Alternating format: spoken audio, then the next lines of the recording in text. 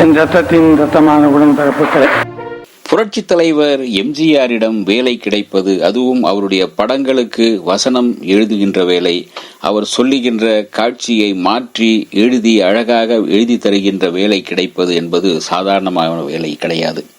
அது எனக்கு கிடைத்த பாக்கியம் என்று கலைமாமணி ரவீந்திரன் சொல்லியிருந்தார்.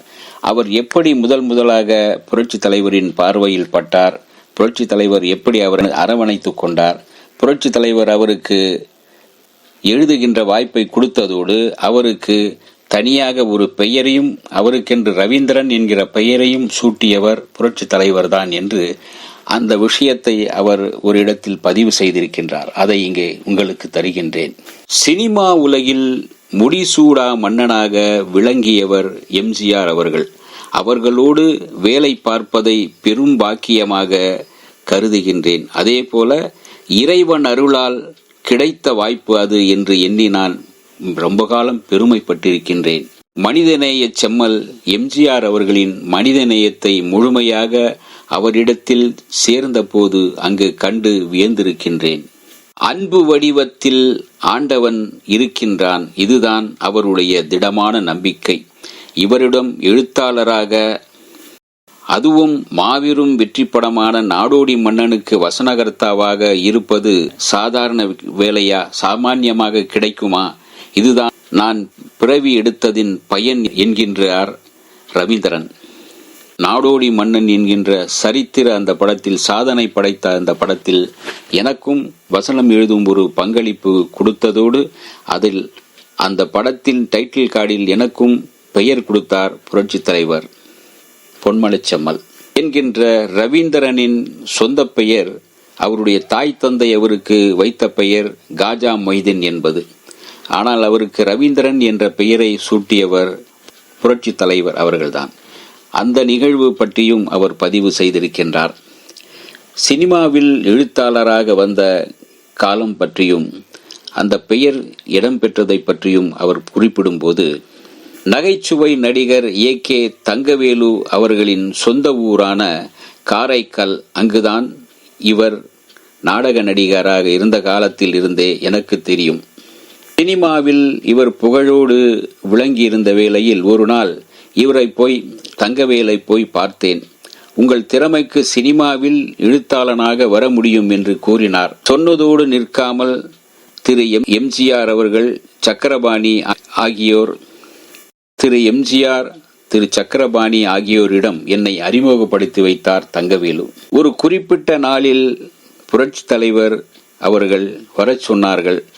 அந்த நல்ல நாள் என்னால் மறக்க முடியாதது. நாடக எழுத்தாளனாக என்னை அவரிடம் அறிமுகமாகினேன். நாடக எழுத்தாளனாக அவரிடம் அறிமுகமானேன்.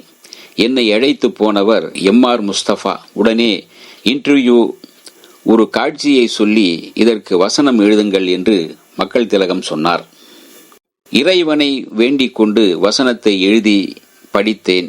சகோதரர்கள் இருவருமே என்னை பாராட்டினார்கள். உனக்கு பிடித்த எழுத்தாளர் யார் என்று பெரியவர் MG சக்கரபாணி அவர்கள் கேட்டார்கள். ரவீந்திரநாத் தாகூர் என்றேன். இந்த பெயரே நீ வைத்துக் கொள்ளேன் என்றார். காஜா மொய்தனாக வந்தவன் ரவீந்திரனாக திரும்பினேன். இருண்ட கோயில் நாடகத்துக்கு வசனம் எழுதும்படி கூறி பணம் எவ்வளவு வேண்டும் என்று மக்கள் திலகம் பொன்மனச்செம்மல் எம்ஜிஆர் கேட்டார். 100 ரூபாய் வேண்டும் என்றேன். பைத்தியக்காரா, உனக்கு பிழைக்க தெரியவில்லையே, உழைப்பும் ஊதியமும் சமமாக இருக்கணும் என்று மக்கள் திலகம் என் முதுகில் தட்டி கொடுத்தார். இருண்ட கோயில் என்ற நாடகத்திற்கு வசனம் எழுதி கொடுத்தேன். இருண்ட கோயில்தான் இன்பக் கோயிலாக மாறியது. பிறகு இருண்ட கோயில் என்ற நாடகத்திற்கு வசனம் எழுதி கொடுத்தேன். இருண்ட கோயில் என்று இருந்த அந்த தலைப்புதான் பிறகு இன்பக் கனவு என்று மாறியது. பொன்மனச்செம்மலின் அன்பை பெற்றேன். நாடோடி மன்னனுக்கு வசனம் எழுதும் அளவிற்கு உயர்ந்தேன். அந்த இனிய நாட்கள் நெஞ்சில் நிழலாடுகின்றது, மறக்க முடியாதது. முதுமையும் நோயும் என்னை பற்றி கொண்டது. தலைவரின் கருணை பார்வையும் கனிவான பேச்சும் துள்ளல் நடையும் துணிவான செயலும் மறக்கக்கூடியதா? இப்படி எம்ஜிஆரின் பேரன்பை பெற்று எம்ஜிஆரின் திரைப்படங்களில் தொடர்ந்து எழுதுகின்ற வாய்ப்பை பெற்றதை மிகப்பெரிய பாக்கியமாக கருதி சொல்லியிருக்கின்றார் ரவீந்திரன் அவர்கள், கலைமாமணி ரவீந்திரன் அவர்கள். அது மட்டுமல்ல, கலைமாமணி ரவீந்திரன் அவர்களுக்கு வீடு வாசல் என்று எல்லாவற்றையும் ஏற்படுத்தி கொடுத்தார் பொன்மனச்செம்மல் எம்ஜிஆர். எனவே அவர் சொல்லும் போதெல்லாம் என்னை வாழ வைத்த வள்ளல் எம்ஜிஆர், என்னை வாழ வைத்த வள்ளல் எம்ஜிஆர் என்றுதான் அவரை வாய் நிறைய சொல்லுவார் ரவீந்திரன். இந்த வீடியோ உங்களுக்கு பிடிச்சிருந்தா லைக் பண்ணுங்க, ஷேர் பண்ணுங்க, கமெண்ட் பண்ணுங்க, சப்ஸ்கிரைப் பண்ணுங்க, மறக்காம பெல் ஐகானை கிளிக் பண்ணுங்க.